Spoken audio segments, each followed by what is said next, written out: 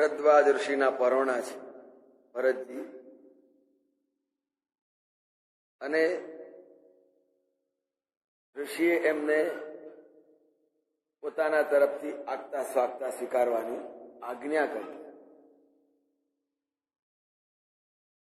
આગતા સ્વાગતા તો સહજતાથી સ્વીકારવાની, આજ્ઞા ના કરવાની, હુકમ ના કરવાની. કેમ નથી લેતા તમે મારું? તમારે મારું સ્વાગત અને નાસ્તો તમારે સ્વીકારવો જ પડશે. કેમ નથી કરતા? અહીં તો પ્રેમ છે છતાં આદેશ છે. કારણ એક પરિસ્થિતિ છે કે શોક છે, દુઃખ છે, વેદના છે, અને એવી માનસિક સ્થિતિમાં નાસ્તો તો ક્યાં, પાણી પણ પીવાની ઈચ્છા નથી. ભરદ્વાજ ઋષિ આખી પરિસ્થિતિને ખૂબ સમજે છે અને એટલે જ આજ્ઞા કરી કે આ ફલાહાર લેવાની છે. અતિથિ પ્રેમ પ્રિય હો, તમે મારા અતિથિ છો, સ્વાગત છે ને પ્રેમથી જે કંઈ આપો એનો સ્વીકાર ને અંગીકાર કરો. ભરતજી પણ સમજે છે કે આ અત્યારે અનુચિત છે, પ્રસંગોની અનુચિત.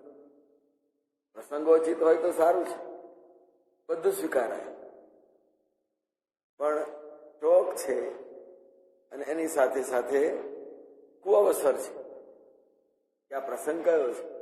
તમે વિચારો તો ખરા,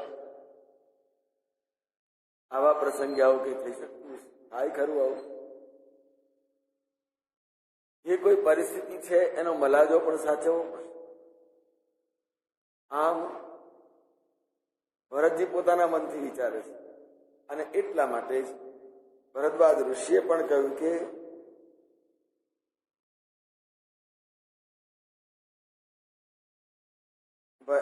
જાની ગુરાઈ ગુરુ ગીરા બહોરી ચરણ બંદી બોલે કરે છે.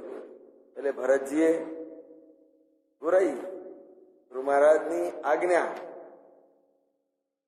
ગુરુ મહારાજની વાણી એ શ્રેષ્ઠ છે.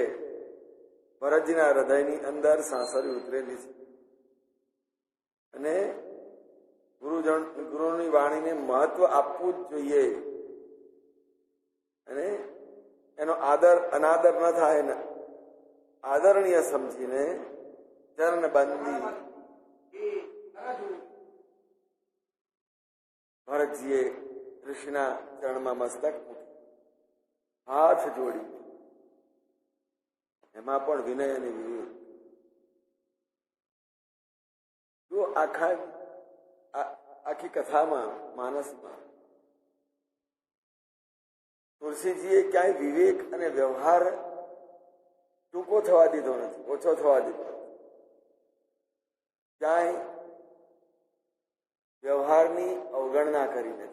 દરેકે દરેક વ્યવહાર કેવો હોવો જોઈએ, નાના મોટા સાથેનો કેવો આદર. રાજપુત્ર છે, રાજા છે, છતાંય ઋષિના ચરણમાં માથું મૂકીને બે હાથ જોડીને, અને એ કઈ ગુરુવાણી છે ગુરાઈ, અને એમાં પણ કહ્યું સુની જાની ગુરાઈ ગુર ગીરા, શ્રેષ્ઠ આજ્ઞા અને બહોરી ઘણી જ આદરણીય છે. ગુરુ મહારાજની જે કઈ આજ્ઞા છે તે આદરણીય હોય, અને એના માટે કહ્યું આજ્ઞા ગુરુણામ અવિચારણીય. કોઈ પણ આજ્ઞા આપે ઋષિઓ, પછી એમાં વિચાર કરવાનો. બસ આ આજ્ઞા છે મારે કરવાનું. એટલે એ ભાવને દ્રઢ કરીને ચરણમાં માથું મૂકી બે હાથ જોડીને ભરતજીએ શિસ્તપૂર્વક વિનય વિવેકપૂર્વક ચિરધરી આયસ કરી મારા. પ્રભુ આપની આજ્ઞા માથે ચડાવું છું, માત્ર સ્વીકારું છું નહીં. આપની જે પરિસ્થિતિમાં જે કઈ પરિસ્થિતિ હોય એ પરિસ્થિતિને બાજુએ મૂકીને આપની આજ્ઞાને હું શિરોધાર્ય ગણું છું. આપ જે કહેશો એ કરવાની મારી બધી તૈયાર છે. સ્વાભાવિક છે કે વડીલો ગુરુજનો જે કઈ આજ્ઞા કે આદેશ આપે એ પ્રમાણે કરવાનો મારો ધર્મ છે, સેવક ધર્મ છે. મારે સેવા કરવાની, સેવા એ મારો ધર્મ છે, મારી ફરજ છે. અને ભરતજીએ બહુ સ્પષ્ટપણે કહી દીધું કે પરમ ધર્મ યહ નાથ, હે નાથ આપ અમારા સ્વામી છો, માલિક છો. અને માલિક જે આજ્ઞા કરે એ પ્રમાણે સેવા કે કરવાની જ હોય. નોકરી કરવા ગયા હોઈએ અને શેઠ કે આટલું કરો તો કરવું જ પડે, ચાલે, ગમે તેવું હતું, આ જઈ આવું છે. એમ ભરતજીએ કહ્યું કે પરમ ધર્મ જગન્નાથ. તો સેવકની સેવકાઈ, ગુરુની ગુરાઈ, ગુરુની ગુરાઈ અને સેવકની સેવકાઈ બંને જયારે ત્રાજવામાં મૂક્યા હોય ત્યારે આજ્ઞા સમન સુસાહિબ સેવા, આજ્ઞા કરે અને જે કંઈ સોંપે એ એના જેવી બીજી કોઈ મોટી સેવા નહીં. બસ મારે આ સેવા, આ આજ્ઞા મારે ફરજ છે, મારે કરવાની, મારું કર્તવ્ય છે. એટલે એ રીતે પોતાને માથે ચડાવી લઈ આજ્ઞાને અને કહ્યું આપ જે આજ્ઞા આપશો ભરત બચન મુનિ બર મને મુનિ શ્રેષ્ઠ યાજ્ઞવલ્ક્યને, ભરદ્વાજ ઋષિને આ ગમ્યું કે આવી પરિસ્થિતિમાં, દુઃખદ પરિસ્થિતિની અંદર પણ ભરતજીએ વ્યવહાર ચૂક્યા વગર મારા આતિથ્યનો સ્વીકાર કર્યો. અને એટલે ભરતજી, એટલે ઋષિ પણ એટલા જ પ્રસન્ન થયા. ભરતજીના મનને, મુનિના મનની અંદર આ વાત ગમી અને પછી તરત જ ઋષિએ પોતાના આશ્રમના જે કોઈ વિદ્યાર્થીઓ હતા, બટુકો હતા, જે શુચિ સેવક, પવિત્ર સેવક, સેવક તો ખરા પણ શુચિ પવિત્ર, જે કઈ સેવા સોંપી એમાં મનની અંદર કોઈ પણ જાતનો ખચકાટ અટકાવવાની, જે સોંપ્યું એ કરવાનું, જેનામાં સેવા કરવાની પવિત્ર ભાવના છે.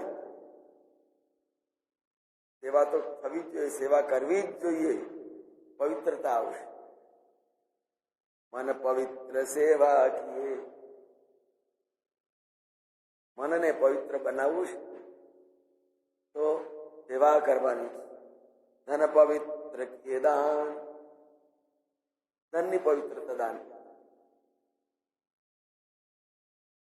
અને મહારાજે પણ પોતાના શ્રીમુખથી બહુ સ્પષ્ટ શબ્દોમાં કહ્યું, અંતઃકરણની શુદ્ધિ જોઈતી હશે ને તો પહેલી સેવા કરવી પડે.